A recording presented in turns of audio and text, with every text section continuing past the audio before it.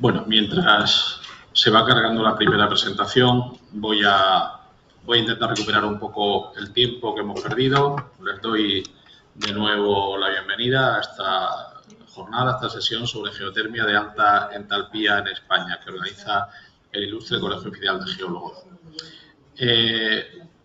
Como han podido ver, si han visto el programa, vamos a tener oportunidad de tener con nosotros a 3 ponentes, 2 de manera presencial, que son Celestino García, que es el que está intentando poner su presentación en el ordenador, y a Xerazade Díaz, que la tengo aquí a mi izquierda. Y también tendremos la participación online de otro tercer ponente, Nemesio Pérez, que lo hará vía remota si la informática nos lo permite, porque veo que lo hemos empezado muy bien. Bueno, antes de darle la palabra a Celestino, que me parece que ya está ok todo, ¿no? Me gustaría decir una breve introducción al tema, ¿no? Todos ustedes saben, lógicamente... ¿Perdón? ¿No se oye? Igual, ¿puedes subir todo el volumen? ¿Sí? Vale.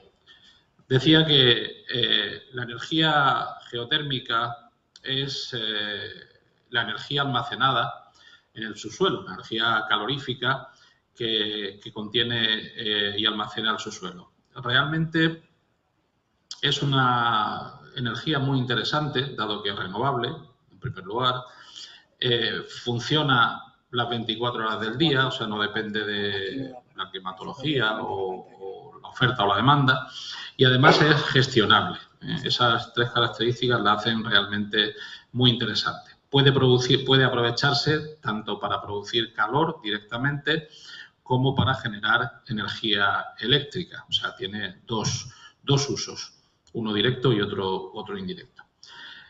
Cuando hablamos de geotermia de alta entalpía, nos estamos refiriendo realmente a una energía geotérmica que tiene unas condiciones de presión y de temperatura muy determinadas. En concreto, estamos hablando siempre por encima de los 150 grados aproximadamente de temperatura y unas profundidades que son generalmente de cientos o incluso de miles de metros por debajo de la superficie.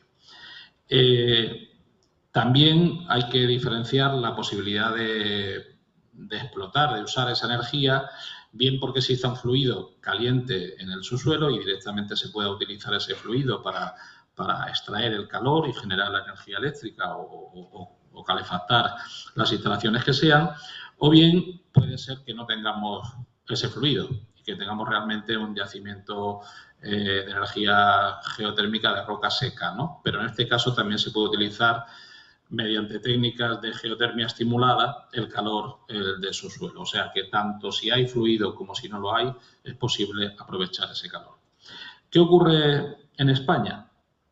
Pues en España realmente la geotermia de alta entalpía todavía es una tecnología emergente. Aunque existen en nuestro entorno más o menos cercano europeo países que ya la desarrollan, como puede ser el caso de Italia, como puede ser Islandia, como puede ser Turquía, donde hay aprovechamientos importantes y se hace de manera, digamos, estandarizada desde hace un cierto tiempo. En España, pues, se hace un uso realmente limitado, ¿no? Para aprovechamiento del calor en instalaciones balnearias, por ejemplo, para calefacción de invernaderos, se hace con cierta frecuencia, para calefactar también algunas viviendas. En definitiva, aprovechamientos muy puntuales y limitados y con una potencia instalada bastante modesta. No he sido capaz de encontrar un dato actualizado de la potencia instalada en España. Igual nuestros ponentes ahora no lo pueden desvelar si conocen esa cifra. Yo he encontrado el año más reciente, en el 2006, o sea que supongo que habrá variado bastante, con una potencia de 22,3 millones de vatios térmicos, ¿no? De megavatios térmicos. También habría que decir qué se hace en el ámbito de la investigación, ¿no? El Instituto Geológico y Minero de España, desde los años 80 prácticamente del siglo pasado, inició investigaciones importantes en este campo, hay un mapa por ahí publicado, indicó la existencia de numerosas zonas para albergar sistemas geotérmicos convencionales, ¿no? Y para la posible generación de energía eléctrica. Sin embargo, no hay una actualización de esas investigaciones realmente. En los últimos años yo creo que se ha activado algo en la investigación, seguramente también nos lo contará Celestino, pero no entiendo, no en la cantidad que se debiera haber intensificado esa inversión en investigaciones de geotermia de alta entalpía. Quizá el único sitio donde hay algo más de investigación y donde lógicamente se concentran las esperanzas de una utilización más cercana, porque hay recursos más importantes, es en el archipiélago canario, y ahí hay algunas islas que tienen un potencial más importante. Y, como digo, con este panorama, pues hoy vamos a dar un vistazo a ese panorama nacional con estos ponentes que presento a continuación. Uno de ellos es el primero, Celestino García Noceda, es un compañero del Instituto Geológico y Minero de España que viene desarrollando su labor desde hace 45 años. Lo comentábamos ahora antes de entrar, de los investigadores trayectoria más longeva dentro del instituto y prácticamente siempre dedicado a la investigación y al estudio de las aguas subterráneas y de la geotermia. Y sin más preámbulo, pues Celestino, cuando quieras, tienes la palabra. Muchas gracias, Juanjo, y muchas gracias al Colegio Oficial de Geólogos por la invitación a hablar un poquito de geotermia. Geotermia que siempre nos resulta un poco desconocida a cualquiera, incluso a los que llevamos muchos años trabajando con ella. No es de extrañar. Mi charla va a abordar dos aspectos que me han pedido. Por una parte, hablar del potencial de geotermia en España, sobre todo geotermia profunda, geotermia de alta temperatura. Y, en segundo lugar, hablar de la energía termoeléctrica basada en la geotermia que se ha hecho en Lanzarote.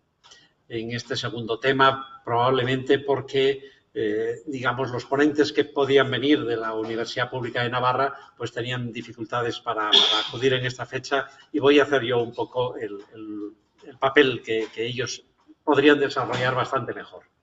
Cuando me he puesto a hablar de la geotermia en España y el potencial, me he tenido que revisar un antiguo folleto editado por el Instituto Geológico en el año 84-85, es decir, ya va para casi 40 años.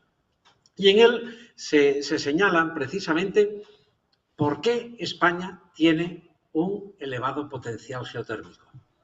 Tenemos razones geológicas más que suficientes para que en nuestro subsuelo exista ese recurso. Y realmente existe.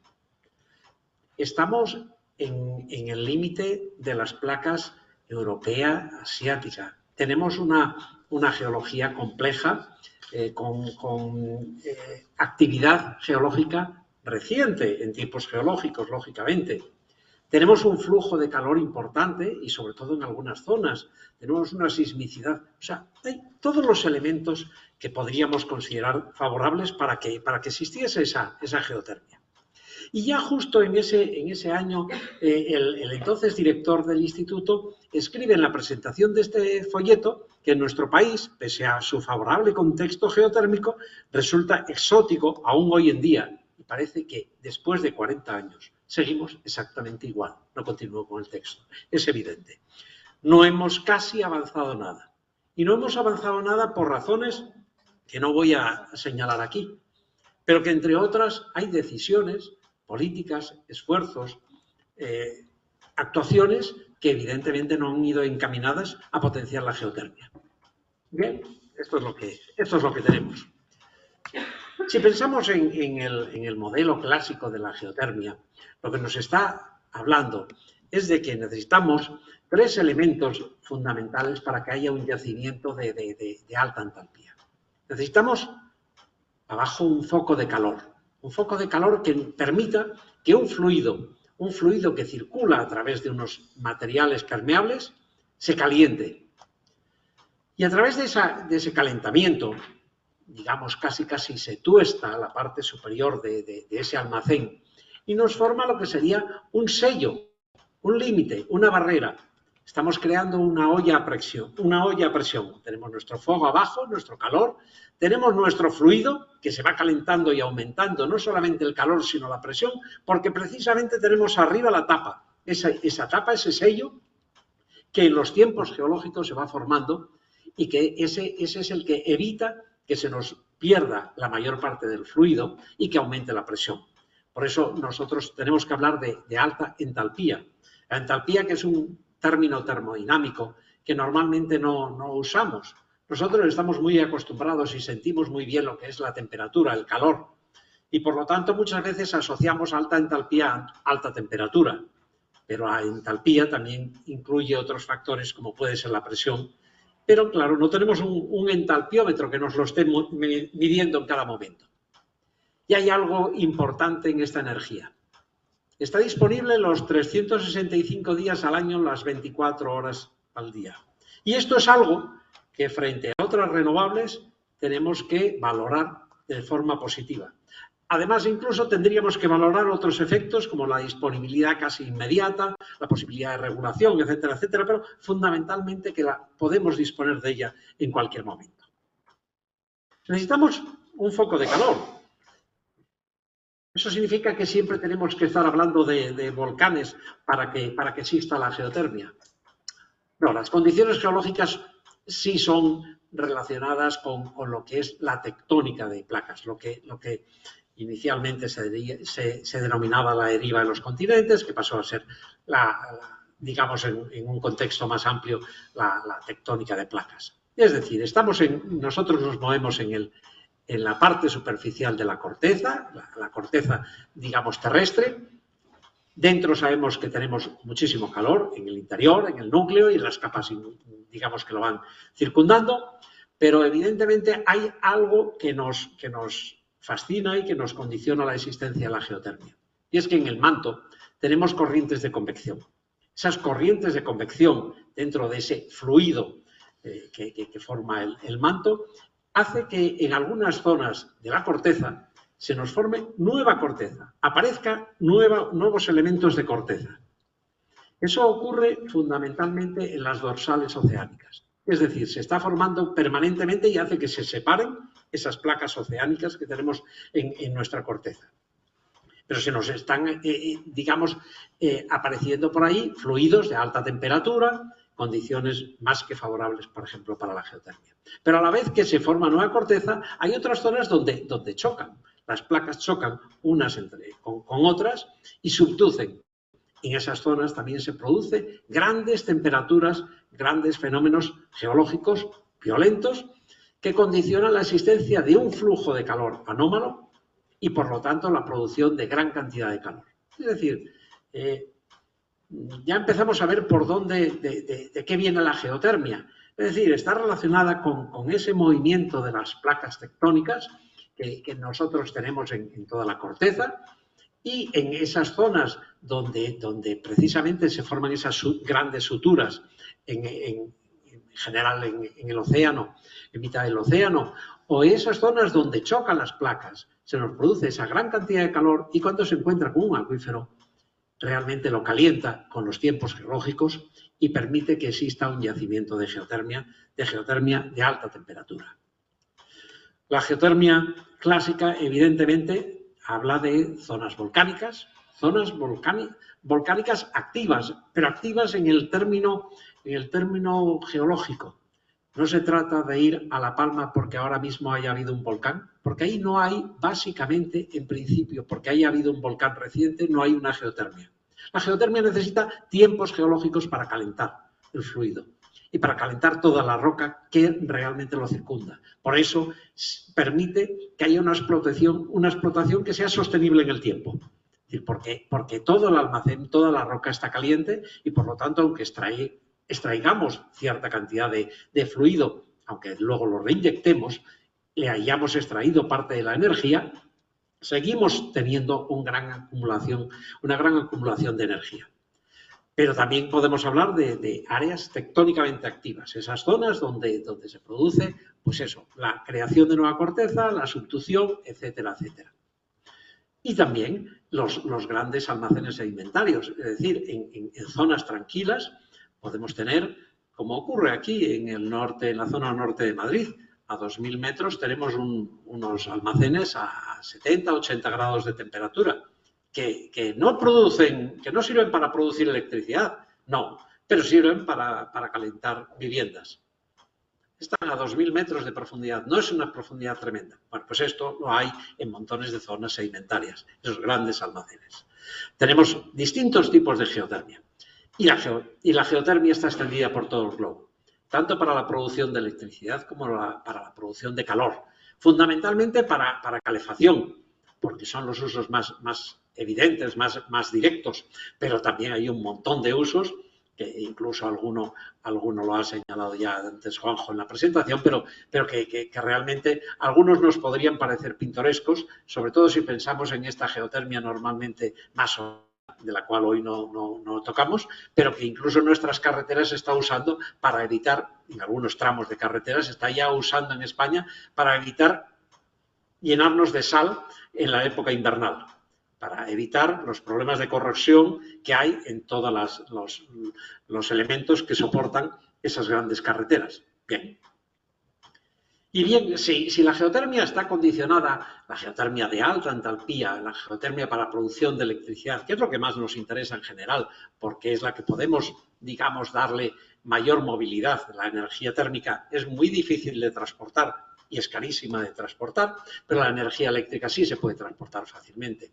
Pero si la limitamos solamente a esas zonas en que la geología, digamos, tiene mayor complejidad, parece como si tuviésemos una especie de pacto con el demonio y realmente la geotermia estuviese asociada a ello. Por eso, evitando el pacto con el demonio, lo que se desarrolló ya desde los años 70, estamos hablando de hace 50 años, parece que fue ayer, nuevamente, cuando se desarrolló un tema que inicialmente se llamó roca caliente seca, que después derivó en lo que se entiende como yacimientos geotérmicos estimulados. ¿Por qué no ir a esas zonas donde existe una roca caliente, en una zona activa, lógicamente, donde el fluido no se puede extraer porque hay muy baja permeabilidad y, digamos, no seríamos capaces de extraerlo? ¿Por qué no estimular, crear un yacimiento más o menos artificial en esa roca, crear una zona más permeable y extraer calor e inyectar fluido, inyectar agua? Pues bueno, eso ha tenido su desarrollo y está teniendo su desarrollo. Pero además ha tenido algunos pequeños problemas con un tema que es la sismicidad inducida por algunos de estos proyectos de geotermia estimulada. Tratando de evitar ese problema, se han desarrollado tecnologías como esta del Eborloop, en la cual se intenta conectar, y de hecho hay una experiencia funcionando en Canadá desde hace ya más de un par de años, en la cual se intenta conectar dos perforaciones profundas en el subsuelo y, digamos, hacer un intercambiador enterrado en el subsuelo a gran profundidad. No hay ahí problemas de sismicidad ni problemas de estimulación del yacimiento. Digamos, es simplemente intercambio con el terreno. Bueno, pues ante todos estos panoramas, ¿qué pasa en España? En España se empieza a investigar, y antes ya lo señalaban, que en los años 70, la crisis de la energía, la primera crisis de la energía, data del año 73, octubre del 73, la guerra del Yom Kippur. A partir de ese momento, la cuestión económica, sobre todo relacionada con el tema energético, radicalmente cambia. Hasta entonces los precios eran básicamente constantes, a partir de ahí hay grandes oscilaciones. Bueno, pues en el año 75 ya hay un estudio hecho por el Instituto Geológico y Minero de España que dice cuáles son las posibilidades de la geotermia en España. Y el mapa que veis ilustra claramente cuáles son las zonas más favorables. Es verdad que en los años 80, finales de los 70, 80, se intensifican las investigaciones y tenemos un mapa con mayor detalle, con unas zonas muy delimitadas en las cuales podemos tener recursos tanto de alta entalpía como de media entalpía, que también sirve para producción de electricidad, como de baja entalpía para calefacción de viviendas. Y todo esto hablando de geotermia no somera, geotermia convencional. Esa geotermia que todavía hoy en nuestro país apenas tiene desarrollo. Y nuestra geología es suficientemente compleja, no solamente para que hayan venido cientos de investigadores a hacer sus tesis doctorales y sus trabajos sobre la geología de nuestro país, sino que nos evidencia que tenemos recursos geotérmicos y que tenemos un potencial importante. De hecho, volviendo a ese folleto del año 84, tenemos un mapa en el cual están representados desde las fuentes termales, las zonas volcánicas, las zonas sísmicas, todo aquello que puede aportarnos, el gradiente, todo aquello que puede aportarnos un indicio de que creo que hemos perdido el sonido, o yo por lo menos me oigo distinto. Bien, de que tenemos un recurso geotérmico y que por lo tanto podríamos aprovecharlo. Y además no olvidemos que estamos en ese contacto entre la placa europea y la placa africana, europea o euroasiática, y la placa africana, y que en el Mediterráneo, digamos, no es una línea continua, sino que se desarrolla en una serie de subplacas, pequeñas subplacas, que nos afectan, bueno, en este sentido, afortunadamente. También es cierto que produce otros efectos muchas veces indeseados, que son los sismos, pero ahí precisamente gracias a esa rotura en subplacas, en Italia, en el norte de Italia, en la Toscana, tienen el yacimiento, el más antiguo de los yacimientos geotérmicos que se explotan en el mundo. Es decir, que nuestro potencial es evidente, nuestro territorio tiene condiciones para tener geotermia. Y, si me lo permiten, en este mapa plasmo lo que serían zonas donde la geotermia profunda puede servirnos para producción de electricidad. No quiero entrar en otros tipos de usos, como podría ser el uso térmico para calefacción de viviendas, que hay muchas más zonas, mucho más extendido en esos grandes almacenes sedimentarios. Pero que por dificultades que en España existen de costumbres, fundamentalmente de que no se ha, digamos, generado o no se ha construido con sistemas de calefacción en grandes redes de calefacción o en grandes redes de climatización, la geotermia es mucho más difícil introducirla en estos momentos. Pero desde luego tenemos un panorama más que suficiente para hablar de que tenemos grandes recursos. Y bien, termino con esta primera parte y voy a hablar de este tema de la termoelectricidad aplicada a esas anomalías térmicas superficiales que existen en la isla de Lanzarote en particular, aunque también en otras zonas. Básicamente, la mayor parte de los trabajos que voy a presentar son fruto de un proyecto del Plan Nacional, el proyecto Electrovolcán, en el cual estaban una serie de socios, y entre los cuales hay que destacar a una persona que fue la que tuvo la idea, José Albert, que fue quien propuso esta idea de aprovechar estas anomalías con esta tecnología tan sencillita como son las placas Peltier, digamos, basadas en el efecto Seebeck. Y, por otra parte, el papel importante que ha desarrollado la Universidad Pública de Navarra, en su grupo de investigación en temas de fluidos y termoelectricidad, que es un grupo muy potente y que les vemos en la imagen junto con Pepe Albert. Bien, hace muchos años, en el 48-49, un compañero, si lo podemos decir, del Instituto Geológico y Minero, en esos momentos delegado territorial en Las Palmas, hizo 2 informes, puedo decir que para mi estética, preciosos, sobre las anomalías de Lanzarote, fundamentalmente del islote de Hilario, de lo que se denominaba el islote de Hilario. Se llamaba don Tomás Cordón, y en él ya hay un mapa de lo que era el islote de Hilario en ese momento, después muy transformado por temas turísticos, etcétera, etcétera, afortunadamente, y con una gran idea, pero que en cualquier caso es la única documentación que tenemos de cómo estaba originalmente aquella zona del islote de Hilario, que es donde nos reciben a los visitantes en el Parque Nacional de Timanfaya.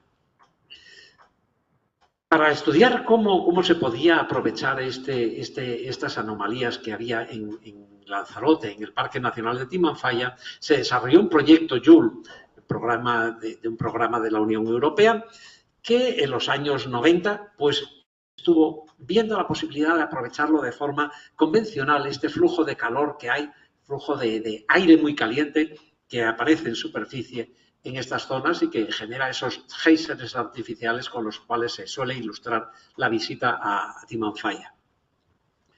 Todos estos digamos, fenómenos nos llegan a tener casi en superficie, a 13 metros de profundidad, más de 600 grados de temperatura en esa zona del islote de Hilario. Parece temperaturas increíbles, pero 300, 400 grados existen también en las proximidades. Y hay algunas otras zonas anómalas que fueron detectadas en este estudio. Todo ello va asociado a unos grandes lineamientos de volcanes que van asociados tanto al volcanismo más reciente, que es del 1700, como a volcanismo anterior en la isla de Lanzarote. Es decir, pensemos que es una de las islas más antiguas de las Canarias, o la isla más antigua, junto con Fuerteventura, que forman un único conjunto, pero que además la erupción del 700 es una de las erupciones mayores que ha habido en cuanto a volumen y extensión en el mundo. Le supera únicamente una erupción en Islandia.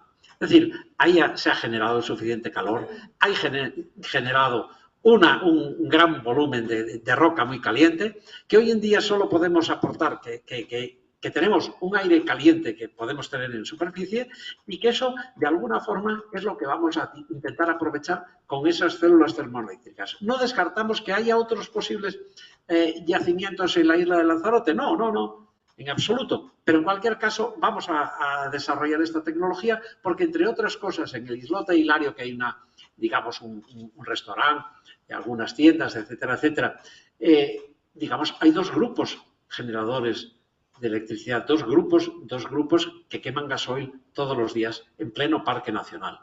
Y realmente, teniendo una fuente de energía como es la geotérmica que tienen allí, y que además serviría de demostración de lo que es el aprovechamiento del calor de la Tierra, es lo que se pretende en estos momentos desarrollar por parte del Cabildo de Lanzarote y de Parques Nacionales. ¿Cómo se han diseñado los elementos captadores para poder aprovechar ese calor, esas temperaturas elevadísimas que tenemos en Lanzarote, en Timanfaya? Pues la Universidad Pública de Navarra, a través de este grupo de investigación, ha desarrollado una tecnología que es de cambio de fase. Simplemente tenemos en el esquema cómo captamos, y sin ningún elemento mecánico que pudiese entorpecer el funcionamiento del equipo, digamos, captamos esa energía, ese calor del interior de la Tierra y disipamos en el exterior a través de las células Peltier, y con ello conseguimos la producción de electricidad.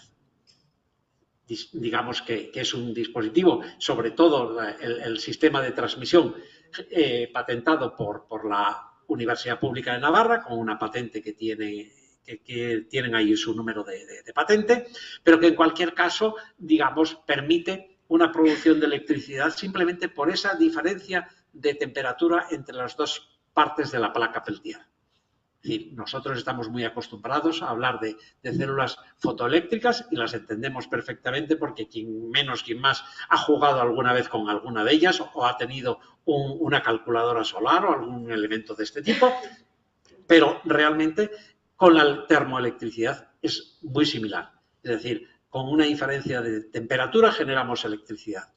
Con electricidad podemos generar una diferencia de temperatura y, entre otras cosas, hay maquinitas que tenemos permanentemente en uso, como, entre otras cosas, este pequeño equipo informático que tenemos aquí, que en su día tenían un disipador de calor mecánico, un ventilador que se estropeaba con muchísima frecuencia por la porquería que movía, y sin embargo hoy en día utilizan células Peltier para disipar el calor que producen el equipo informático. Bien, y son células Peltier. Esto es la instalación de uno de los primeros prototipos que se montaron allá en la isla de Lanzarote, en una zona llamada Camilleros, hoy en día o laboratorio, digamos con temperaturas no muy superiores a los 100 grados, pero que han sido capaces de producir la electricidad suficiente como para, por ejemplo, suministro de energía a elementos de control, equipos de investigación, etcétera, etcétera. Pequeñas cantidades de energía, sí, pero suficiente como para poder demostrar. Son elementos, todos estos prototipos están realizados en la Universidad Pública de Navarra, con lo cual no es un diseño industrial ni mucho menos, se trata de auténticos prototipos. Tenemos un poco el reflejo de cómo se ha ido, digamos, observando a distancia, lógicamente, este prototipo, que estuvo unos 10 meses de funcionamiento y produciendo unos 30-35 vatios. Muy poquito, pero suficiente como para demostrar que la tecnología era positiva, era válida. En el propio islote de Hilario se instaló también a una zona en la que los turistas lo ven, evidentemente. La zona de Capilleros es una zona que el turismo pasa ni con la guagua por delante de ello. Aquí sí, aquí tenemos al equipo de la Universidad Pública de Navarra con su prototipo. Evidentemente, esto ha motivado que ahora mismo se esté, digamos, desarrollando un proyecto para equipar a ese centro, digamos, turístico que hay en el Parque de Timanfaya, el centro de recepción de visitantes donde salen las guaguas, para sustituir en los dos grupos electrógenos que en estos momentos siguen funcionando por equipos, al menos en parte, por equipos de este tipo. Bien, y algo más que se nos abre a nosotros la vista y la ilusión.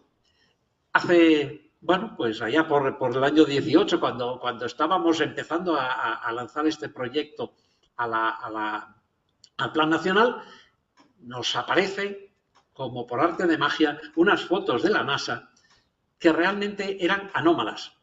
Unas fotos del satélite Landsat que nos daban unas manchas en Lanzarote que no entendíamos a qué se debían. Y lo más curioso es que en esas manchas coincidían en parte con las anomalías que conocíamos de la zona de Timanfaya. Pero, claro, también había otras manchas fuera del parque. Eso nos abre la posibilidad de que esta tecnología no solamente sea aplicable a esa parcela pequeñita que es el islote de Hilario, sino a la propia isla de Lanzarote.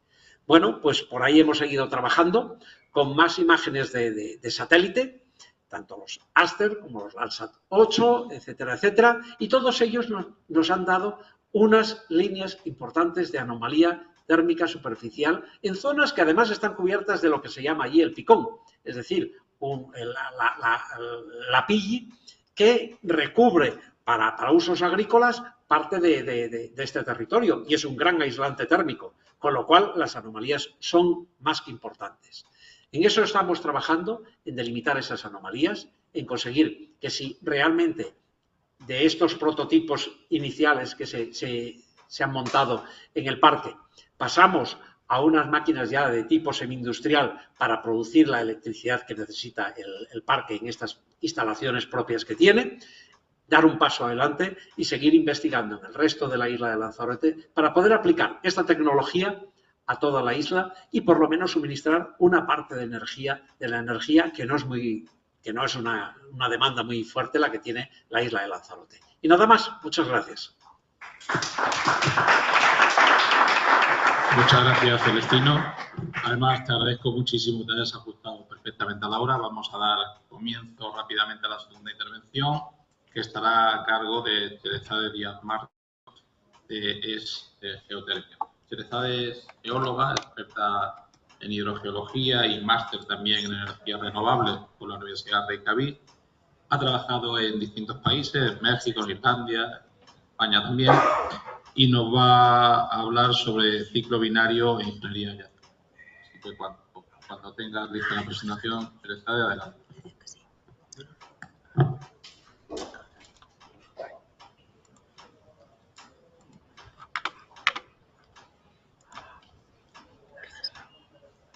¿El qué? Ah, no es de internet. No. Vale. Justo. Está...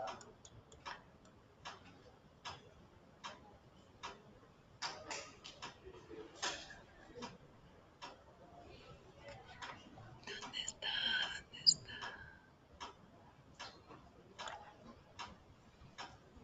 Perdón, ¿se pueden hacer preguntas luego o cómo es? Sí, pero incluso como tenemos un minuto mientras tal, si quiere podemos hacerla. No, yo le quería preguntar Eso, que me ha gustado mucho su conferencia. Tiene un micrófono ahí a su lado, justo a su lado. Hola. Nada, felicitarle porque me ha gustado mucho su conferencia y cuando ha comentado el tema de posibilidad de esta geotermia somera de la cual puede salir agua a 80 grados y tal, a temperatura que es más baja respecto a las otras de mayor profundidad, que ahora mismo estamos desarrollando redes de calor que podrán aprovechar esa temperatura. Entonces, eso que usted ha mencionado, yo me quedo así, hecho así con la cabeza, significa que eso está cambiando en estos momentos y si puedo yo estar en contacto con usted y tener su presentación, estaría encantado de hablar con usted. Muchas gracias y felicidades. La flechita que está ahí al lado. No, bueno, parece que no funciona este micro. Sí. En cualquier caso, correcto. Si funciona. Espero que las ponencias se publiquen en la web del Sí, colegio. se publicarán todas en la página web del colegio. Entonces, están disponibles. El Colegio de Geólogos. Colegio de Geólogos. Sí, Y desde luego que ella siempre va a mi Es que no se proyecta. Por lo tanto, Luego quiere, le puedo también dar mis datos directamente. Bueno, muchas gracias. Muchas gracias. Adelante, sí, que veo todavía algún problema. Espera, un segundo, por favor. Sí, Celestino, le quería preguntar, como ha hablado de que hay un potencial térmico evidente en España, pero que por razones X no se acaba de impulsar, ¿qué consejos o qué habría que hacer para que despegue la energía geotérmica en España? Si es desde la administración política, si desde la sociedad, si hay que concienciar, si hay que informar, no sé, ¿cuáles son sus consejos o cuáles son sus recomendaciones para que se impulse de verdad? Gracias. Hay una cuestión Celestino, esta pregunta yo creo que es interesantísima y la vamos a dejar para después no de la publicidad, sino de esta intervención. Tenemos ya a Chereza de listo. Muchas gracias. Chereza, cuando quieras, por favor. Hola, buenos días. Bueno, muchísimas gracias al ICOT. Disculpar un poco los problemas técnicos. El mío también ha sido logístico, no encontraba la sala, pero bueno, aquí estamos. Yo venía a hablar de ingeniería de yacimiento, lo que pasa que como la ponencia era de ciclo... ¿Perdón? Como la ponencia era de ciclo, o sea, de geología en España, pues he introducido el ciclo binario. Entonces, bueno, está como un poco partida en dos. A ver. Bueno, primero es presentarme. ¿Qué estoy haciendo?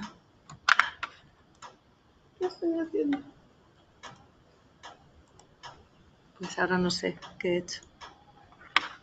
Perdón. Que se ve todo el rato lo mismo. Bueno, pues se ha quedado... Bueno, pues nada, me presento de todas formas. Mi nombre es Chereza de Díaz, soy geóloga de profesión y bueno, estudié en la Complutense de Madrid. En el 2013 me fui a Reykjavik a hacer un máster en renovables y bueno, me especialicé en geotermia. Antes de terminar el máster me fui a México, me contrataron en una empresa, bueno, estuve trabajando como gerente de yacimiento en el Domo de San Pedro, la geotermoeléctrica de Domo San Pedro, estuve allí como 4 años y volví a Islandia a terminar el máster.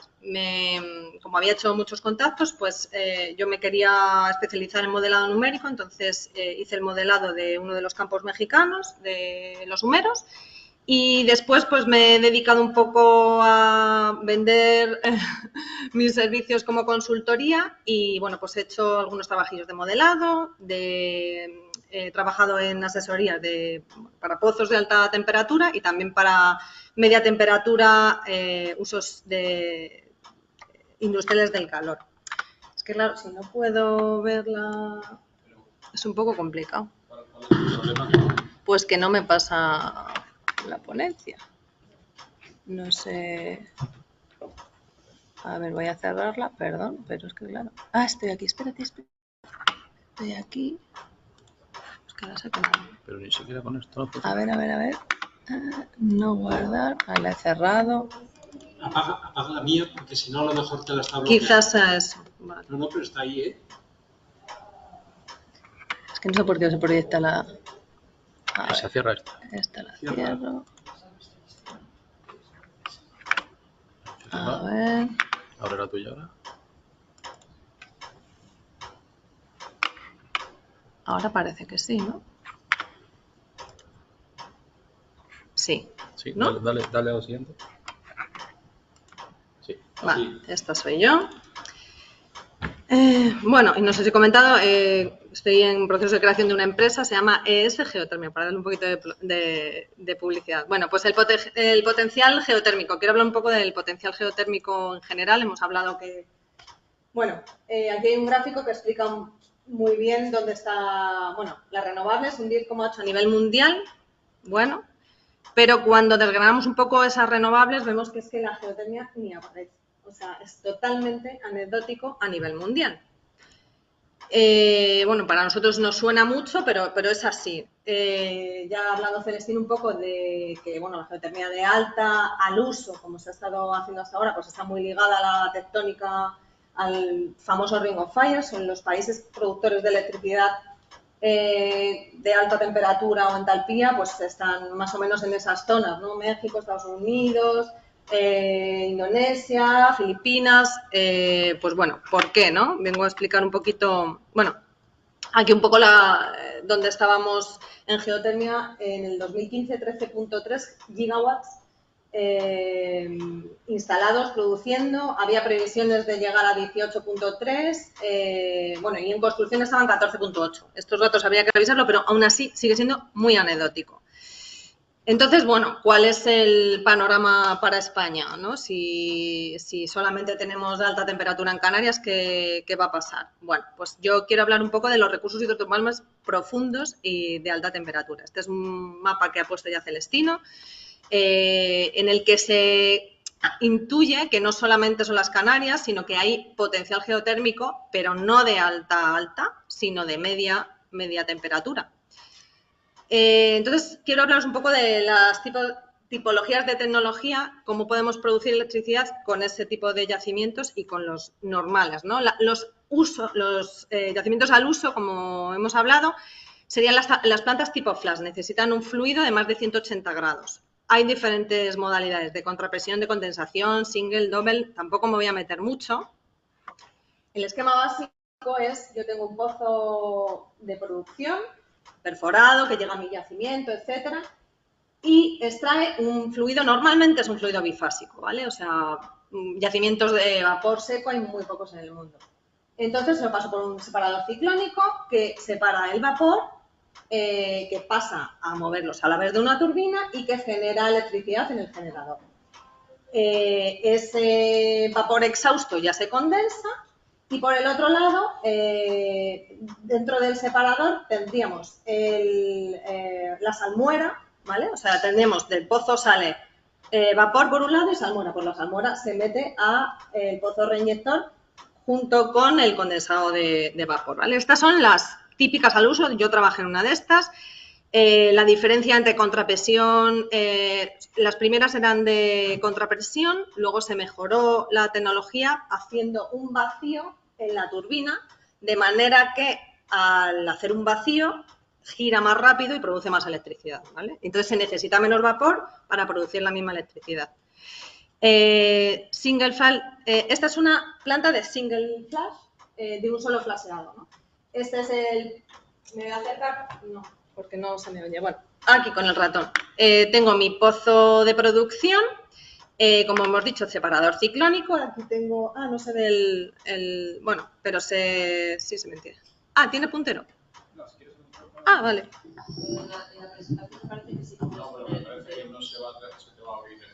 ¿Se me va a acoplar o se oye? Creo que no se te van a oír. Vale, da igual, vale. Vale. Ya. No estoy seguro si te van a oír. Ah, sí. Bueno, Pues este es el separador ciclónico y igual el vapor pasaría a la turbina en alta presión.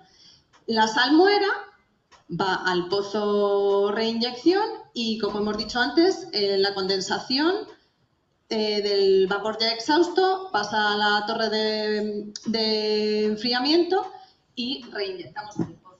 Ay, ¿me puedes pasar ¿Puedes darle al intro para no acercarme? ¿A qué?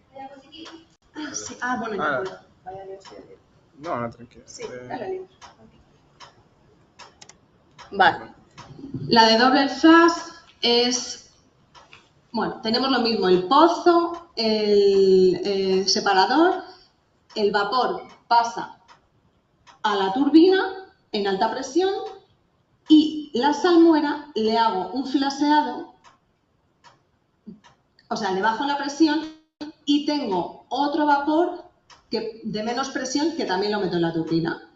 Entonces, la ventaja de utilizar esta tecnología es que, bueno, incremento la potencia en un 15-20%, pero es más costosa, ¿vale? Tampoco me quiero liar mucho con esto porque, gracias.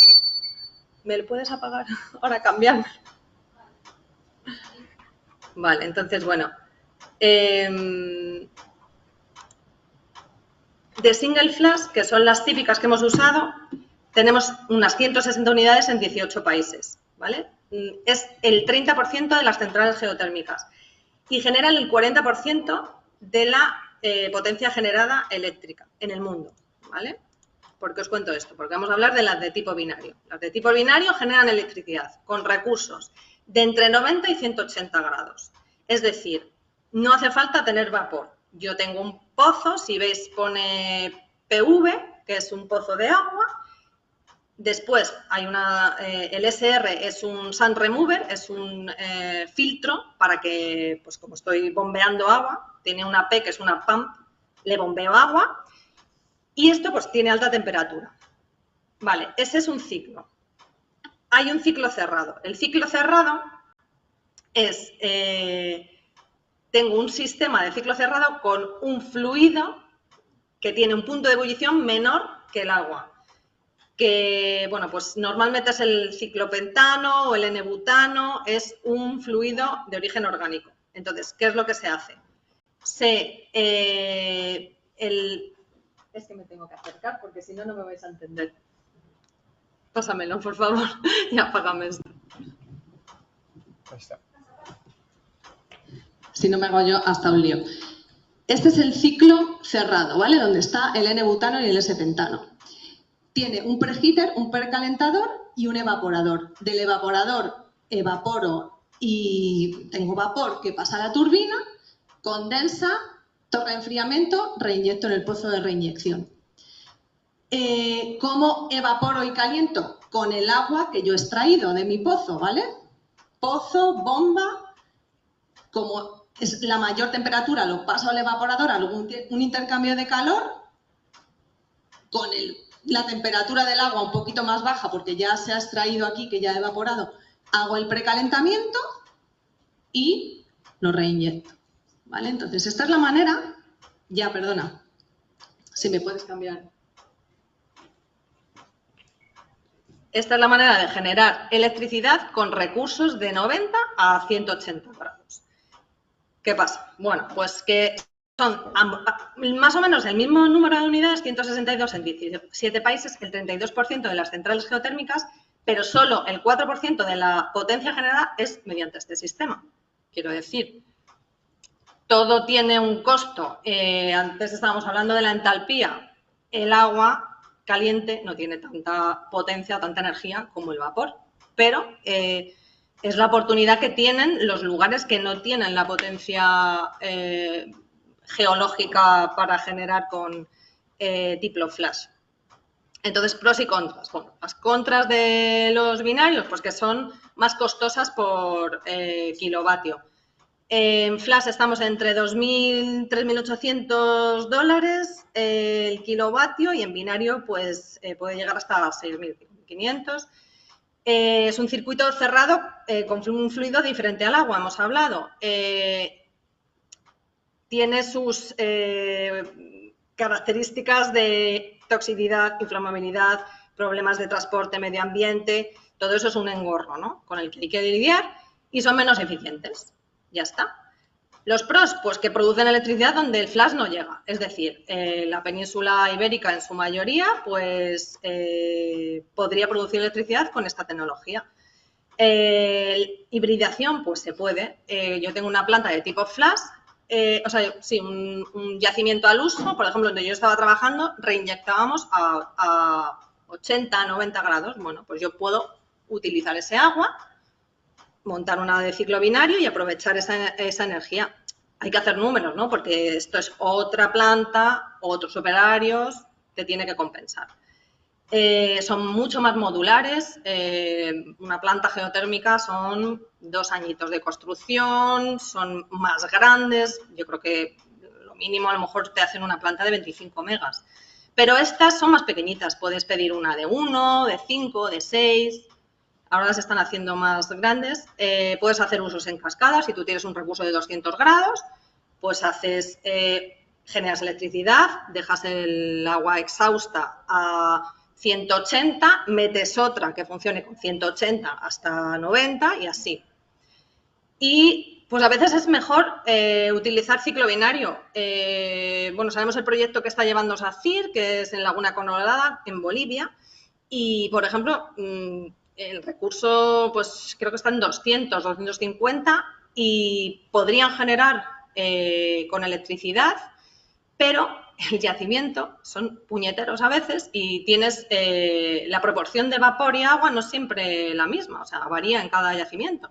Y en este yacimiento tiene mucha más proporción de agua que de vapor. Entonces, ¿qué hacen con 300 toneladas de agua? Pues binario, ¿no? Y bueno, pues esto es un poco lo que quería contar de la parte de electricidad de ciclo binario. Ahora un poco contar ingeniería de yacimiento. ¿Cómo voy de tiempo? No sé. Vale. Bueno, que esta ponencia va a ser mucho de exploración, entonces, bueno, yo quería ver un poco más allá, ¿no?, qué hay más allá de la exploración, porque parece que ya se explora y ya no hay nada más que hacer, ¿no? Hay mucho trabajo que hacer. La ingeniería de yacimiento es la disciplina que se encarga del manejo y administración de las estrategias de explotación del campo desde la perforación hasta que se agota el yacimiento. Es decir, nosotros estamos tocando un yacimiento que ha tardado miles de años en formarse y le estamos extrayendo agua o vapor, da igual, fluido, aunque se lo reinyectamos, estamos quitándole presión. Entonces, hay que monitorear mi yacimiento porque si no, corre el riesgo de que no sea renovable, de que se me agote y ya, pues mal manejo de yacimientos, pues ha ocurrido. ¿Dónde empieza la ingeniería de yacimiento? Pues en el minuto número 1. Cuando se está perforando, ahí tiene que haber un ingeniero de yacimiento para determinar la temperatura del pozo. Es erróneo pensar que más temperatura es mejor. Existe un problema en la geotermia en la industria y es que más de 320 grados tienes unos problemas químicos horrorosos. Entonces, tienes que no pasarte, o sea, tienes que estar justo en el punto que te interesa. Entonces, durante la perforación tienes que medir la temperatura del pozo. Como se perfora en frío, pues no sabes a qué temperatura estás, entonces tienes que trabajar en ello. Hacer tus mediciones. Aquí he puesto unas fotos de la perforación y de una sonda que mide temperatura. Cuando se ha terminado el pozo, tienes que testarlo. Hemos hablado de que tenemos que saber la temperatura, pero tenemos que saber qué proporción de flujo, qué química tengo, qué proporción de flujo de salmuera y de vapor, qué entalpía tengo. Entonces, ¿y qué química? Esto es como una foto de DNI, ¿no? O casi de fecha de nacimiento. Nace un pozo y le tienes que marcar porque es tu estado estático. Eso va a ser muy importante en el futuro porque puede que estas condiciones varíen y tienes que ser capaz de saber en qué han variado, dónde han variado y por qué han variado. ¿Vale? Controlar los parámetros físico-químicos del yacimiento. Yo estoy generando y de repente un pozo me empieza a bajar. ¿Qué está pasando? Pues a lo mejor estoy teniendo alguna calcificación, alguna silicificación, que es muy común, y eso lo veo a través de los análisis químicos. Tiene que haber un químico analizando constantemente el yacimiento. Y bueno, modelado numérico, estas son las mismas que utilicé el año pasado, no me voy a explayar, pero es importante desde el punto de vista sobre todo económico. Cuando yo estoy generando, bueno, una cosa que no he dicho es nadie quiere pagar los pozos, es muy típico, y los ingenieros estamos ahí, los ingenieros de yacimiento hay que hacer pruebas, no te dejan pagar el pozo porque es dinero que no se genera. Pero es así, ¿no? Es importante. Entonces, tienes que alinear un poco cuando se para la turbina para limpiar los álabes, etcétera. Tienes que hacer tus pruebas, medirlo muy bien porque las horas son contadas. Hay un paro de 24 horas al año y punto. Entonces, bueno, lo que hablaba de modelado es a los inversores lo que no les interesa, o sea, lo que les interesa es recuperar el dinero lo antes posible y generar y ganar dinero, ¿no? Para eso han invertido. Entonces, los modelos numéricos sirven para eso. Hay que trabajarlos muy bien porque los modelos te pueden dar cualquier cosa que tú quieras y yo soy modeladora y lo digo, no pasa nada. O sea, al final, si no eres un técnico muy especializado, tú ves colorines y te puedes hacer lo que quieras con esos colorines. Por eso los datos son muy importantes, tienes que tener una base de datos. Por eso es crucial cuando se perfora un pozo hacerle esa foto fija, que es la marca identitaria de mi pozo, y además para hacer un modelo necesitas esos datos sí o sí. Bueno, el modelo 3D es un modelo tridimensional, hay varios software que te lo hacen, pero también hay que hacerlo con salero, ¿no? Con gusto, no tiene que tener unas dimensiones específicas, los límites tienen que ser concordantes, etcétera. Bueno. Hay que hacer un modelo estático, que esto es, tu modelo tiene que cuadrar con las temperaturas de los pozos que tú has tomado en estado inicial, sin explotar. Luego, un modelo histórico, una vez que yo he generado, a los 3-4 años, tienes que cambiar tu modelo para que cuadre exactamente con la producción, ¿vale? Es una manera de que sepas tú que tu modelo está funcionando, ¿vale? Y a partir de ahí, a partir de ahí hago los escenarios futuros. Eso es lo que le interesa al inversor y también al ingeniero de yacimiento. Llega un punto que dices, bueno, ¿dónde perforo ahora? O ¿dónde reinyecto? ¿No? ¿Me falta un pozo o quiero poner una turbina de ciclo binario? Pues si perforo aquí, ¿qué pasa? ¿Me afecta este otro pozo? ¿Cómo va a cambiar la presión de mi yacimiento si perforo aquí, si reinyecto allá? Y bueno, pues, o en el mismo yacimiento, un trabajo que hice es donde hay un yacimiento que tiene uno más temperatura y presión y otro menos presión y más temperatura. ¿Cuál de ellos me interesa sacar, extraer el fluido? Y bueno, pues es un poco, para eso sirven los modelos, ¿vale? Y nada más, cualquier cosa, pues aquí está el correo para que me contacten y muchas gracias. Muchas gracias a ti, Serezade. Yo creo que has planteado una cosa interesante, la posibilidad esa de que el ciclo binario pueda ser posible en toda la península prácticamente, es un tema francamente interesante. Y a continuación vamos a dar paso al último ponente, que es Nemesio Pérez, de Canarias, y que vamos a intentar conectar con él vía online. Mientras tanto, para optimizar los tiempos muertos, teníamos una pregunta pendiente para Celestino, así que si Celestino quiere contestarla, pues eso le vamos avanzando. Bueno, creo que disfrutamos de uno de los mejores momentos actualmente para que la geotermia vaya adelante. El último mal paso de la geotermia y de otras renovables ocurrió con un gobierno anterior que, digamos, prácticamente imposibilitó el desarrollo de las renovables.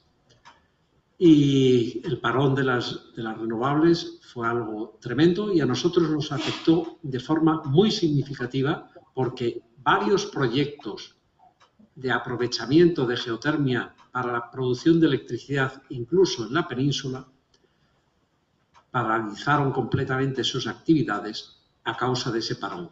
Pero en estos momentos lo que sí estamos disfrutando es de unas medidas que son muy favorables para la geotermia y que confiamos que con ellas por lo menos se dé un buen impulso a la geotermia.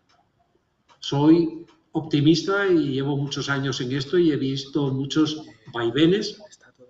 El déjà vu lo he vivido varias veces y creo que en estos momentos estamos en uno de los mejores escenarios que nos podríamos encontrar para la geotermia.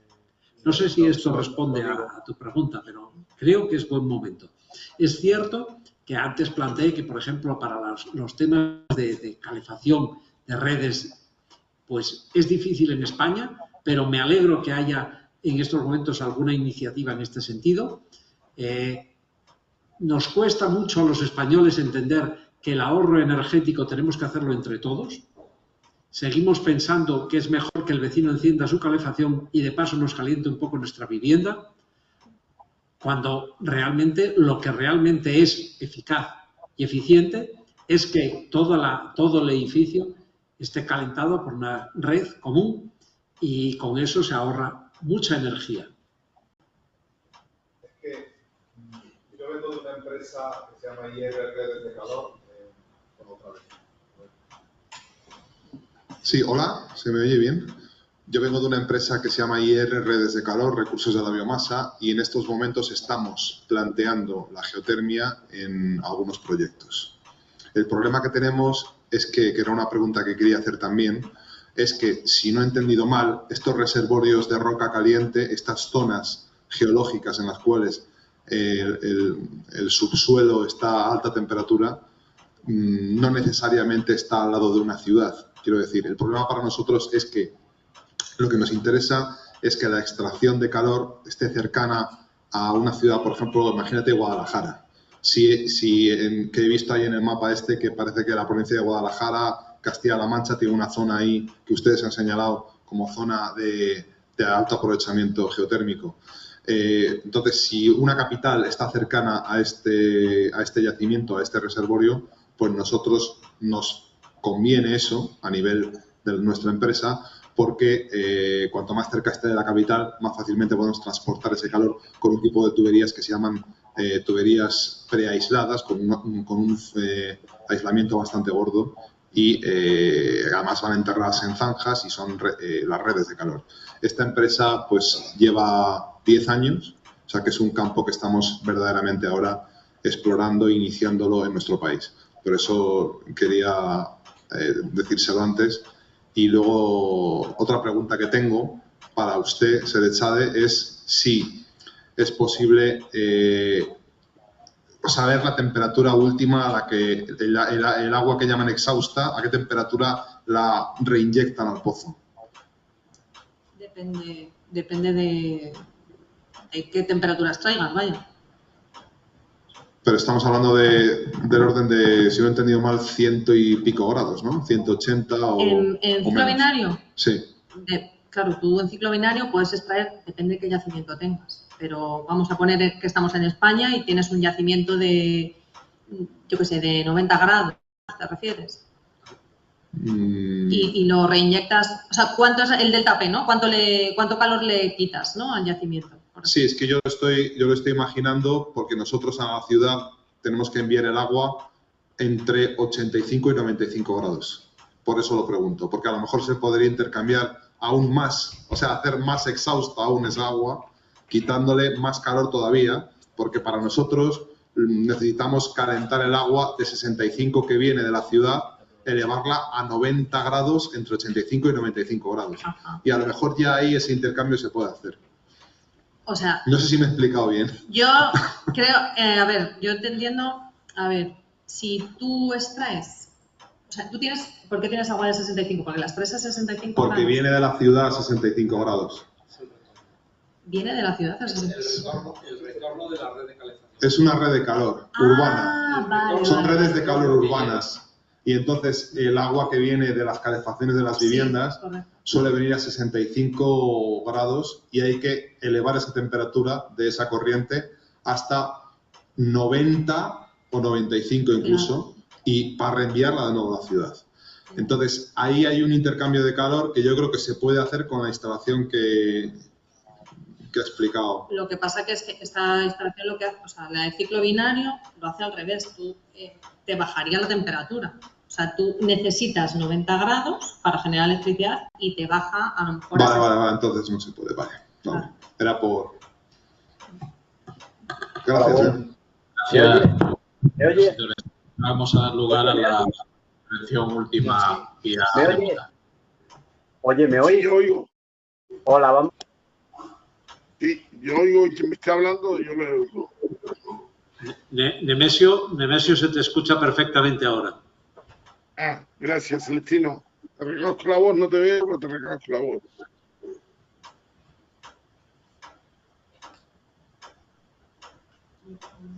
Adelante. Adelante, cuando quiera. Vale, venga, pues nada, en primer lugar, disculpadme que no esté ahí con ustedes, pero estoy en otras obligaciones aquí en Grecia, participando en la mayor conferencia internacional que hay de gestión de riesgos volcánicos y es un obligado de cumplimiento después de lo que ocurrió en La Palma, además. En primer lugar, agradecer la invitación que me han hecho para hablar un poco de exploración geotérmica en Canarias, que es lo que estamos haciendo recientemente, y un poco explicar un poco.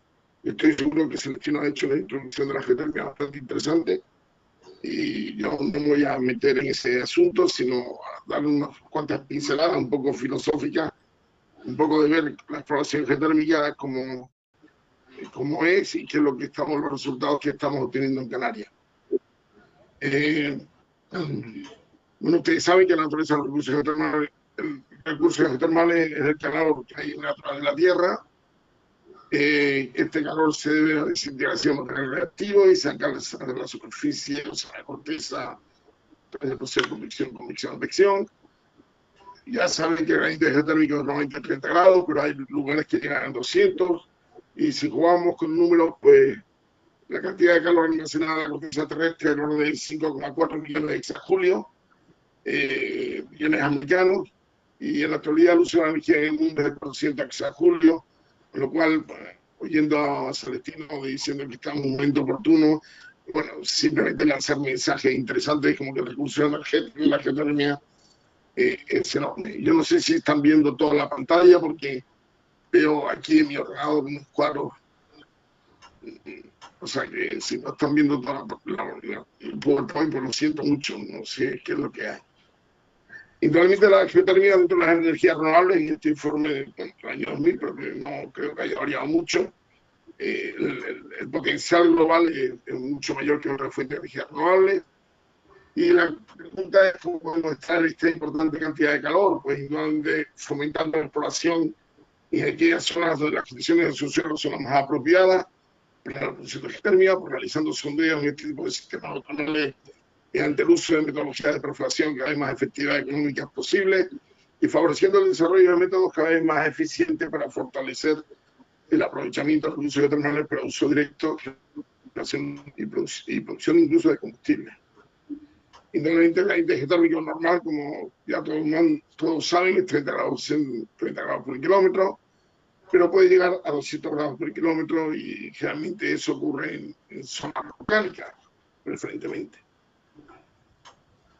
Imagino que más de uno ya conoce este diagrama de riesgo versus inversión con respecto a la exploración, la explotación de recursos geotérmicos. En las primeras fases de exploración, por aquí lo que llaman aquí pre-survey exploration, de superficie, pues el capital es el riesgo es muy alto y la inversión muy baja.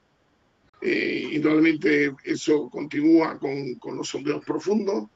Y si hay la suerte de que los sondeos profundos den resultados interesantes, pues indudablemente ya empieza a haber un menor riesgo y empieza a aumentar el coste del desarrollo de cualquier proyecto geotérmico. El problema que ha habido siempre al desarrollo de la geotermia en España está muy relacionado con ese alto riesgo inicial aunque sea un bajo coste, y realmente también por una falta de compromiso político en sacar esto adelante, como se han salido en otros países vecinos. O sea, en Portugal, incluso en países como en Alemania, o donde hay producción de geotermia.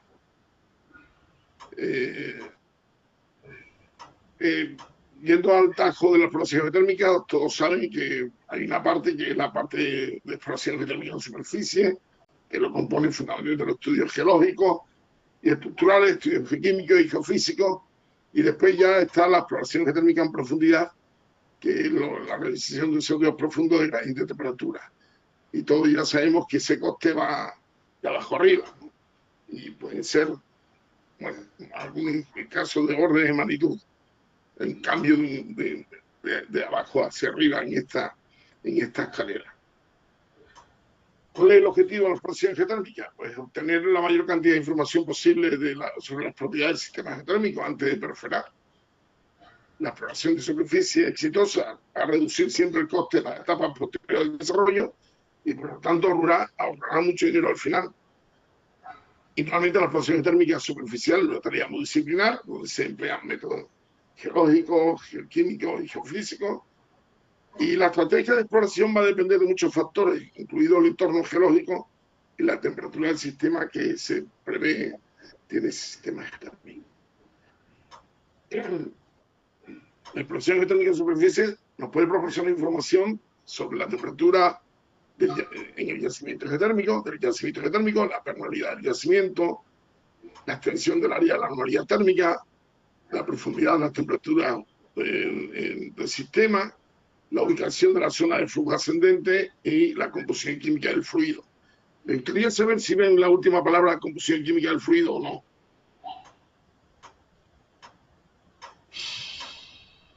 He hecho una pregunta, no sé si me han oído. Lo digo porque veo que aquí hay un recorte en el PowerPoint y veo que no. ¿Ven al final composición química del fluido? No. O sea que no me está cortando. O sea, yo voy a intentar disculparme, no sé por qué me recorta. No puedo yo hacer esto más pequeño, pero bueno.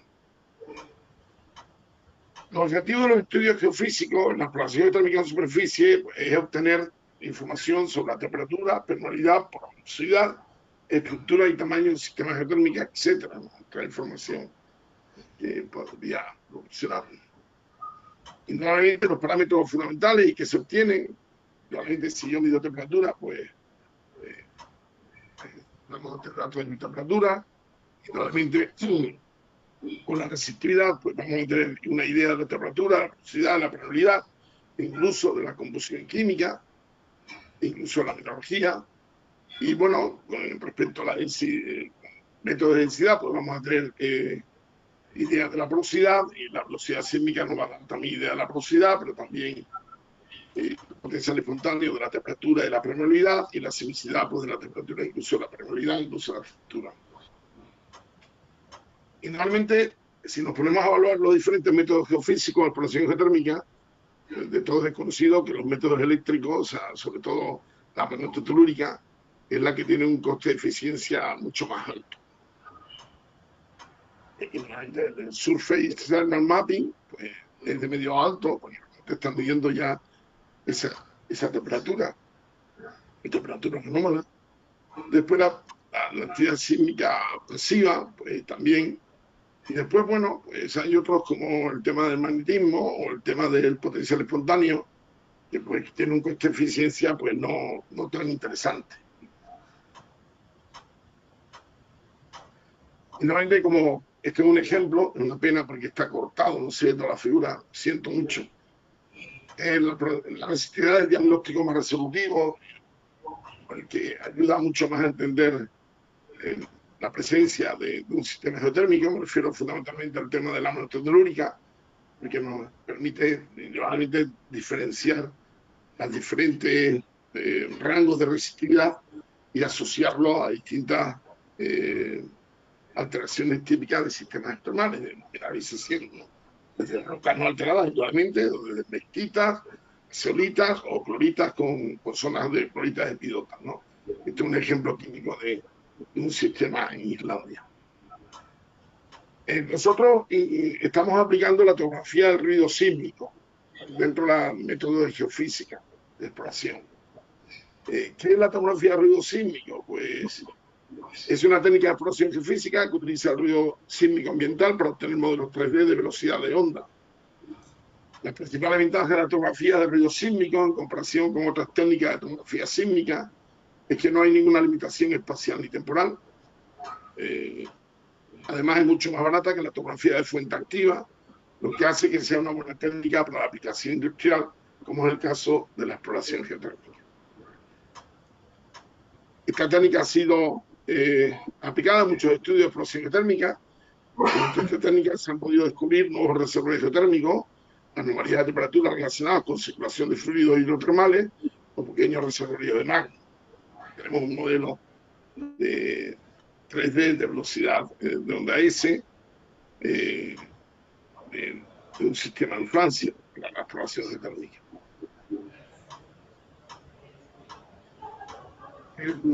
Nuestro grupo está aplicando esto en Canarias, pero aquí hay un ejemplo de un resultado de la aplicación de esta técnica para un estudio liderado por el INVOCAN, con el Instituto Geofísico de Perú, y el volcán Misti.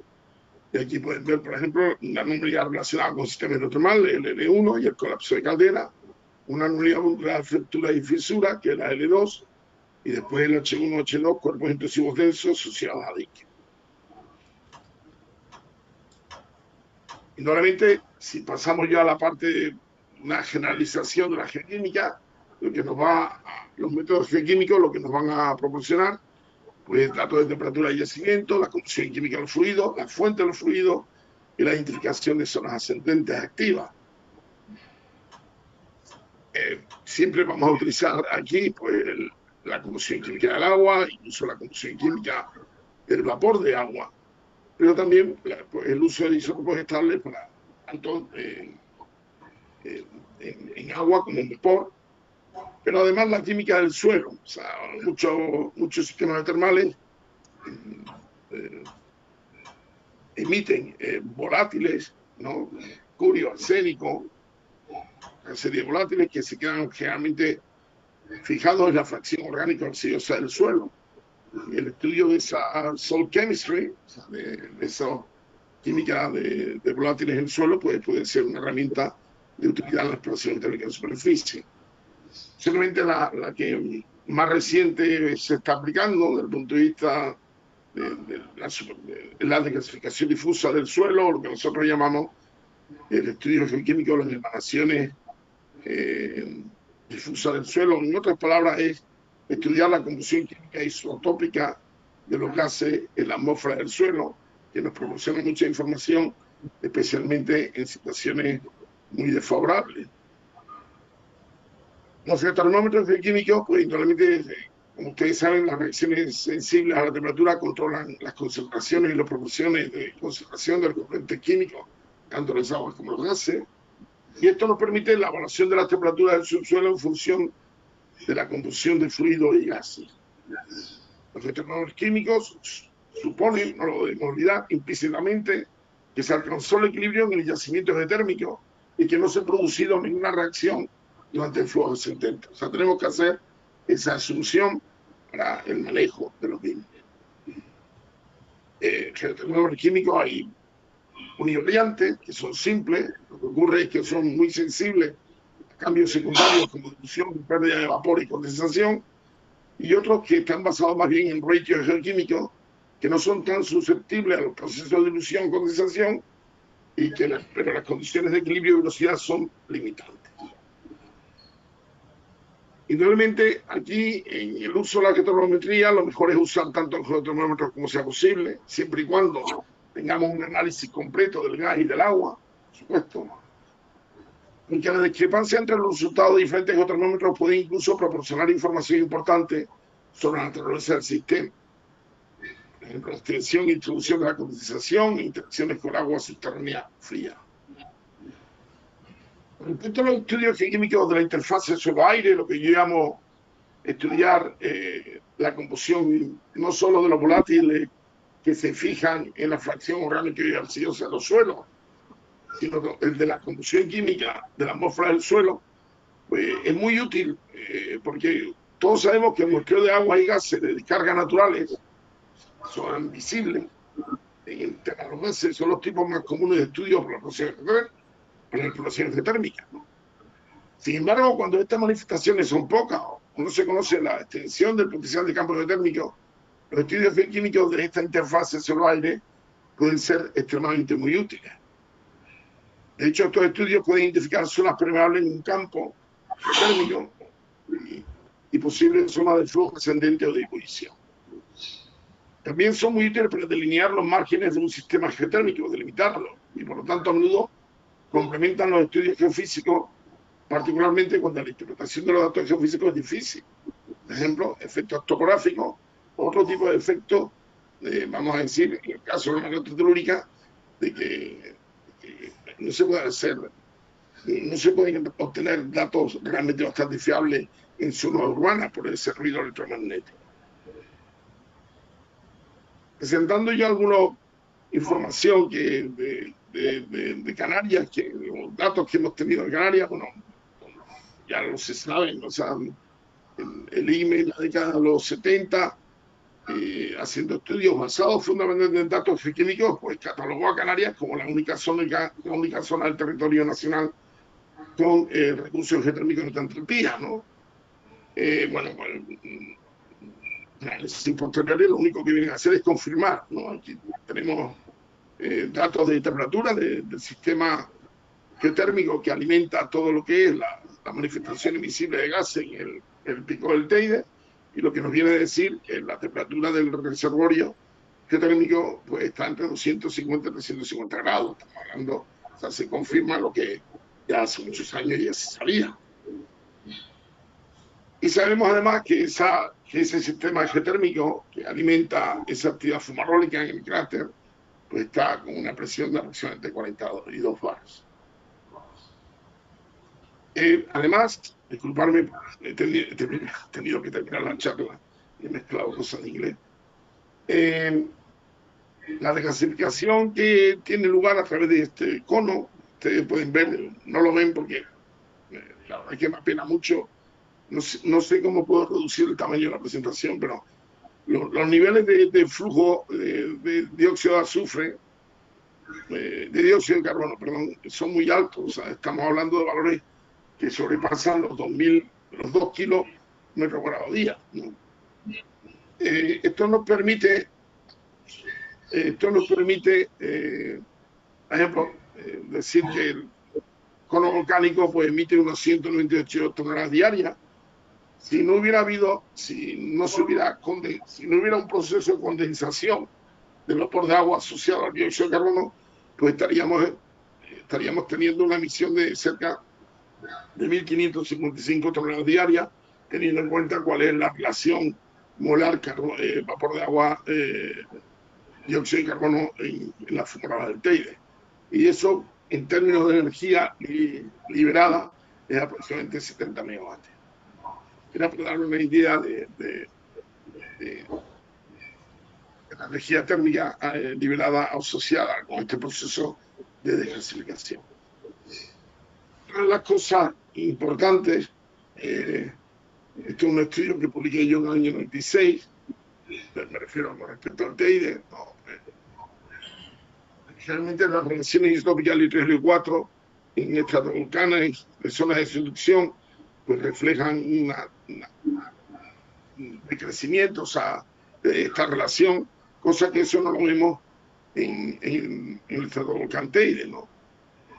Bueno, la relación es muy sencilla, es un tema que se sitúa en ambiente volcano-tectónico totalmente distinto, pero por otro lado puede tener otra lectura. La lectura es que lejos del edificio del pico del Teide, pues todavía tiene importantes niveles de emisión de helio 3, que no olvidemos que está muy claramente relacionado con incrementos, o sea, con valores de flujo de calor altos. Y normalmente, como dije anteriormente, los métodos de resistividad son los que van a escribir el cheque para decir si tiramos para adelante en un proyecto o no, fundamentalmente. Son los que van a realmente apoyar la inversión. Se han hecho muchos estudios sobre MT a lo largo del tiempo. Últimamente, en los últimos 10 años, pues se ha intensificado eso y se han obtenido pues este tipo de modelos de resistividad donde se ve perfectamente lo que entendíamos como el clay cap. Si ven con la analogía del cartoon que está a la derecha, y se ven pues debajo de ese clay cap pues resistividades un poco mucho, o sea, mayores, ¿no? Lo cual puede estar asociado con la presencia de un sistema geotérmico. Bueno, este es el modelo 3D que se publicó en un trabajo en Cell Geophysics del año 2014, donde, bueno, se ve que indudablemente está este clay cap, pero que está esta zona de mayor resistividad. Y bueno, cuando hablas con gente que conoce bien esto, este asunto, yo soy ingeniero químico, no soy ingeniero físico, pues lo que te dicen es que o bien tenemos aquí en Tenerife un sistema geotérmico bastante grande o fósil, pues bueno, pero entendemos que los datos de MT son bastante interesantes. Como os dije anteriormente, el problema que tiene la MT es que no lo puedes aplicar en zonas urbanas. Esto es un dominio minero que había adquirido la empresa hispano-australiana Perracem en España, y en este dominio, no sé si lo veis bien, pues hay muchos puntitos. En este dominio hicimos estudios de emisión difusa, y los puntitos blancos son las medidas de MT. Como podéis ver, en esta zona que es urbana, difícilmente se puede hacer medidas de MT. Lo que salió muy interesante es que, si se dan cuenta, estos triangulitos aquí son los puntos de observación de MT, y cerca de la costa ya no se puede. Pero se veía una muy buena relación cuando el clay cap, en el modelo de inversión, el clay cap era más fino, se notaba algún tipo de ruptura, veíamos anomalías de helio. Y bueno, pues este trabajo fue, yo creo que uno de los primeros trabajos de combinar enriquecimientos de helio con datos de MT, que viene un poco a interpretar que, bueno, si tenemos emisiones anómalas o si tenemos enriquecimientos de helio en la atmósfera del suelo, aunque no tengamos un dato telúrica, va a ser un dato de interés. Otro de los trabajos que hemos hecho es utilizar gases trazadores como helio e hidrógeno, fundamentalmente porque son gases traza en la atmósfera del suelo, pero que tienen una clara componente endógeno, que si vemos enriquecimientos de ellos. Entonces empezamos a comparar estos 4 dominios mineros de Tenerife y este dominio minero de Gran Canaria para ver cómo eran los valores de hidrógeno y de helio, con la finalidad de ver de esos 5 dominios mineros, desde el punto de vista geoquímico, cuál podría ser más interés, el que tuviera más interés. Quisiera resaltar que en estos 5 dominios mineros que estoy mostrando no existe ninguna manifestación obvia geotérmica en superficie. O sea, no existe ninguna manifestación geotérmica obvia en superficie. O sea, ni hay suelo hidroterminalizado, ni hay fumarola, ni nada por el estilo. Entonces tienes que tirarte un poco a los estudios de la química de los gases de la atmósfera del suelo. Bueno, pues lo que hicimos es valorar en función de haciendo análisis estadístico, pues distinguir la medida geométrica de poblaciones pico, distinguir, pues darle peso a una serie de ratios como el helio-argón, helio-neón o hidrógeno-argón, o incluso el enriquecimiento relativo en diagramas ternarios nitrógeno-argón-helio o nitrógeno-argón-hidrógeno. Entonces, hagamos un valor en función de esos parámetros y, bueno, al final el valor 1 era el mejor valor y el valor 5 era el peor. Entonces, cuando cuantificas todos estos valores, pues concluye que aquellos dominios mineros que tienen una menor suma son los que tienen una mayor interés para continuar una exploración térmica más avanzada. En este caso son el dominio de Abeque y Gareagua, que este es el de Gareagua y este es el de Abeque. O sea, estos dos dominios, pues desde el punto de vista de estos estudios del hidrógeno, pues parecía que tenía mucho más interés que el de estos otros tres. Bueno, esto lo hicimos estudiando el hidrógeno y el helio en la atmósfera del suelo. Pero si empiezas a estudiar no solo estos dos elementos traza, sino el tema de la concentración de dióxido de carbono, el flujo de dióxido de carbono, o incluso la firma histórica de dióxido de carbono, esto lo hemos publicado el año pasado.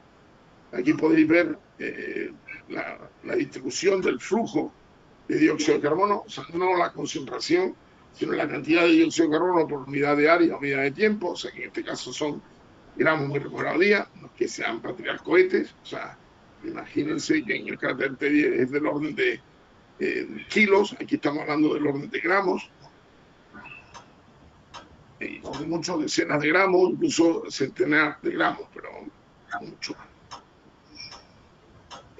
Y aquí podemos ver incluso la fracción volcánica y hidrotermal, la contribución de cada una de esas zonas, ¿no?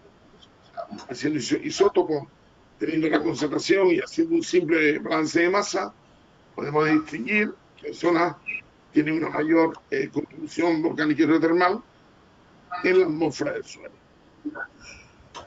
Bueno, pues siendo la misma metodología que mostré anteriormente, o sea, tomando una serie de parámetros, ¿no? Como puede ser los ratios CO2 neón, CO2 argón, dióxido 2, más los que habíamos integrado antes, o metano, dióxido de carbono. O sea, da mucho juego cuando uno hace un análisis químico completo de la atmósfera del suelo.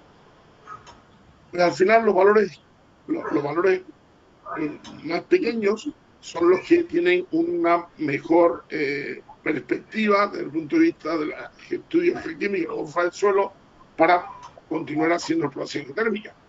Y aquí pues vuelven a ser, bueno, Gareagua y Abeque y la expansión de Gareagua. La expansión de Gareagua es esta zona que no estaba en un primer estudio, ¿no? Pero bueno, viene más o menos a reforzar lo que se estaba haciendo antes solamente con hidrógeno y con helio. En Gran Canaria, pues hemos hecho, decirles que la exploración geotérmica que nosotros hemos trabajado en Canarias recientemente, en los últimos 10 años, está relacionado más bien con entonces Gran Canaria y La Palma, ¿sí? ¿Me oyes? Tenemos que ir terminando porque nos hemos pasado ya del tiempo que tenemos disponible. En Gran Canaria pues se ha hecho un estudio de MT donde se ha encontrado el cuerpo de baja resistividad, con lo cual, bueno, pues unas relaciones con anomalías geoquímicas de superficie. Y después en La Palma, indudablemente, pues hemos publicado en Scientific Reports un poco datos de MT, donde se observa cuerpos conductores a unas profundidades que son asequibles. Aquí tenemos un poco más el modelo. Esto está en abierto, o sea, pueden verlo en Scientific Reports. Esto es otro trabajo que hemos hecho sobre el helio en Cumbre Vieja, que publicamos en el 2012 en Chemical Geology, para identificar zonas preferenciales de ascenso de fluido. Y bueno, el desarrollo de la geotermia en otras islas oceánicas no tenemos que ir muy lejos, está en Azores, en Canarias no ha habido eso, no hemos tenido esa suerte.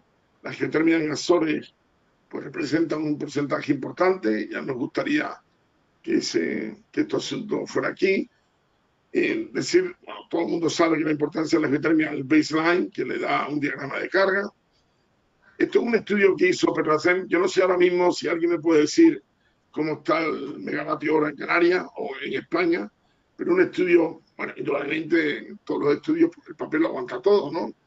En el caso de encontrar pues, una temperatura de 140 grados y un flow rate de esto, pues, bueno, pues se habla de un interés económico en el desarrollo del proyecto geotérmico. Las ventajas no se las voy a... Yo creo que ustedes ya las saben, más de cuenta, y las conclusiones también me las voy a ahorrar. Y simplemente que el desarrollo de la geotermia de la producción de electricidad y contribuir al desarrollo sostenible de esta comunidad es un problema de +D, o ha sido un problema de +D, pero no de investigación y desarrollo, sino de ignorancia más desidia. Muchas gracias.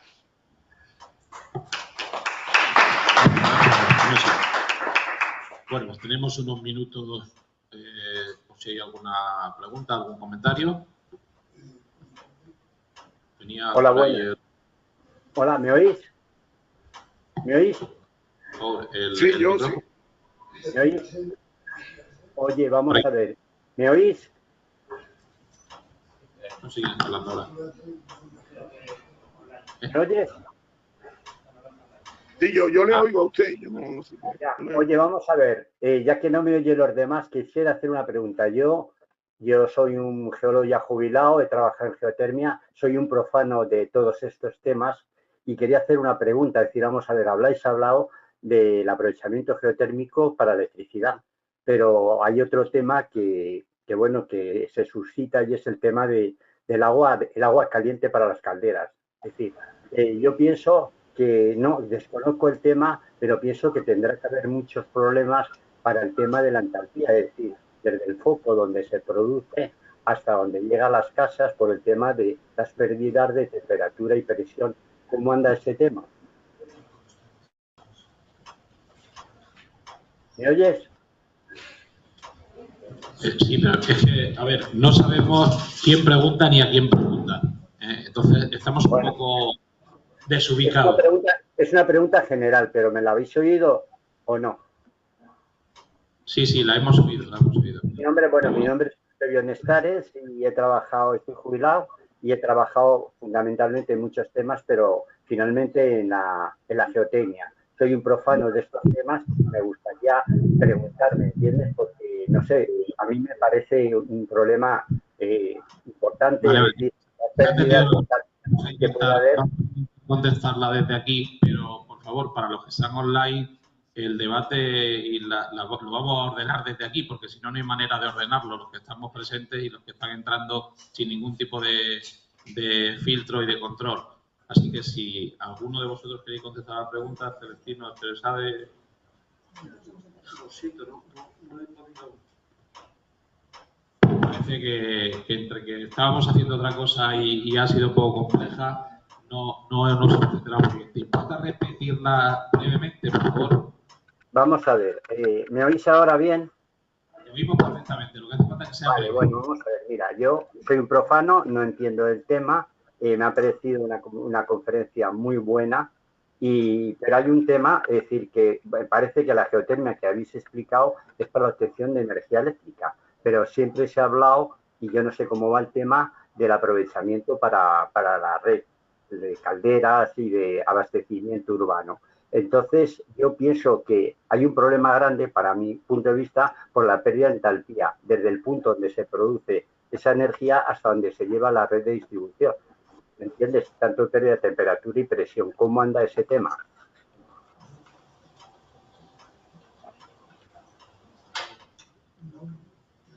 Bueno, yo no sé si lo que quiere promover el aprovechamiento de calor, ¿no? De agua caliente. Pues sí, o sea, la geotermia abarca no solamente, hemos hablado de la producción de electricidad, pues porque creo que es un tema que está un poco en boga y se asocia un poco la geotermia de alta temperatura o de media al aprovechamiento, la producción de electricidad, pero evidentemente el aprovechamiento como fuente de calor es innegable y súper útil. De hecho, bueno, pues toda Europa está ya trabajando, bueno, está ya no, o sea, tiene sus district heatings hechos, Francia, Alemania, y eso es un tema que también hay que abordar en España y de una manera urgente, porque evidentemente, pues la manera de calefactar en España es principalmente por gas y bueno, ya estamos viendo un poco cómo está el tema. O sea,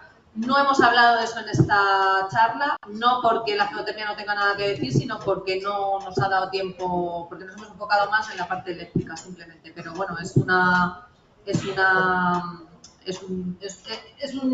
parte de la geotermia que por supuesto es importante y la cubre.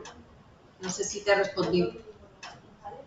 En todo caso, los temas de producción de calor para calefacción de viviendas en redes de distrito, que sería lo necesario para usar recursos profundos de alta temperatura o de baja temperatura, pero no la geotermia somera, necesita grandes consumidores concentrados. Y eso significa que haya redes de calor. Y en España, desgraciadamente, apenas hay redes de calor hoy por hoy porque se ha construido de forma que cada una de las viviendas tenga calefacción individual por intereses de distinto tipo, entre otras cosas por la introducción del gas en todos los hogares y eso dificulta o imposibilita en la mayor parte de los casos la introducción de la geotermia profunda. Muchas gracias. Había por aquí una pregunta, por favor, y terminamos con esto. Buenos días, buenas tardes, ya son tardes. Vamos a ver, me he desplazado a Soria para observar el proyecto de geotermia